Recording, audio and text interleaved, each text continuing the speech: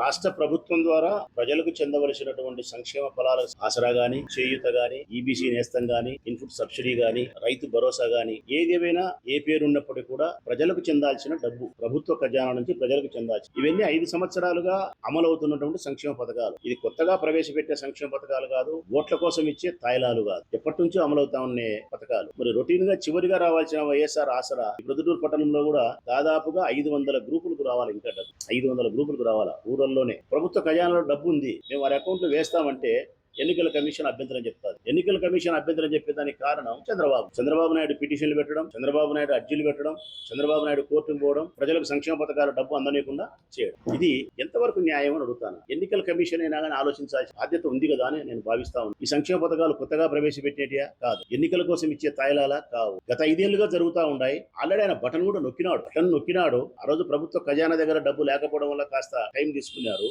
డబ్బును సమకూర్చుకున్న తర్వాత ఈ రోజు ప్రజల అకౌంట్ లో డబ్బు ట్రాన్స్ఫర్ చేస్తామంటే మీరు చేయకూడదు అని చెప్పి చంద్రబాబు నాయుడు అడ్డపడడం అన్యాయం. పెన్షన్ ఇచ్చే విధానానికి అడ్డపడతాడు, సంక్షేమ పథకాలు ప్రజలకు ఇచ్చేది అడ్డపడతాడు. ఈ విషయాలన్నీ లబ్ధి పొందాల్సిన ప్రజలు అర్థం చేసుకోవాలని జగన్మోహన్ రెడ్డి గురించి ఒక్క మాట చెప్పగలుగుతాను.